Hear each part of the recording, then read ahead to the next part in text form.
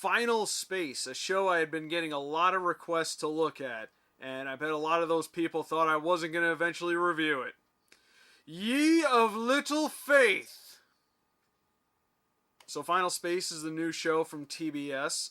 It premiered some time ago, and I believe it ended not too long ago. And I had been meaning to watch it, but unfortunately time kept passing me by, and by the time I got around to watching it, it was almost done, so I decided to just marathon all 10 episodes of Season 1, and I'm glad I did, and I'll talk about why in a minute.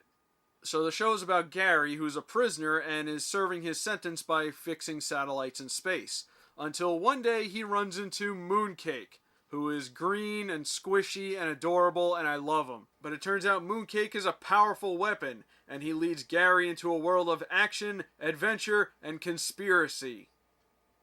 And cookies. Gary and Mooncake are voiced by Olin Rogers, who is the creator of the show, and throughout the series we hear a lot of familiar voice actors as well as some celebrity talent, like John DiMaggio shows up a few times, Larry Kenney is the voice of Gary's AI on his ship, we also hear Ron Perlman, who's Gary's dad, we also hear Keith David, as well as Andy Richter and Conan O'Brien. The most surprising one, though, is the voice behind Lord Commander, who's kind of the main villain of the series. He's this weird alien guy who basically has force powers.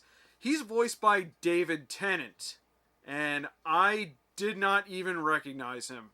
Along the way, Gary teams up with a few people like Quinn, who's part of the Infinity Guard, who's basically like the police of the galaxy, and she's one of the best members, and she's all gung-ho, and she loves being a part of it, but soon realizes that they may not be all they're cracked up to be. As well as probably my favorite character in the show, Avocado, who's a former bounty hunter who is after Mooncake, but eventually teams up with Gary and becomes his friend. And oh god, I just realized his name. It's not Avocado, it's Avocado.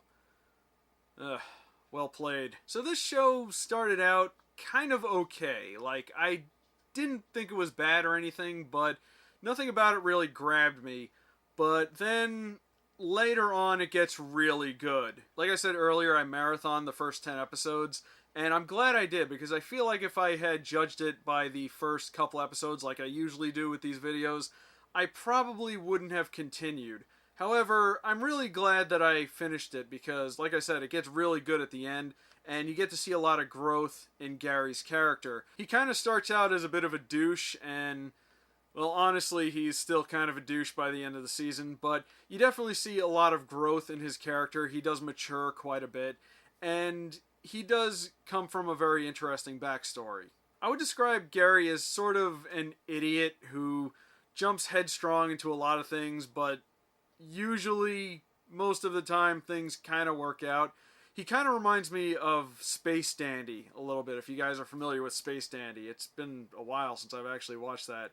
But he's kind of a similar character, except without the suave and the charm. But like I said, he does grow quite a bit as a character. A lot of the characters in the show do the same, but Gary in particular was very interesting. I really like seeing why he was the way he was, and how he was able to step up by the end of the season. I was a bit worried about this show, because this is an adult cartoon, and those don't usually fare so well.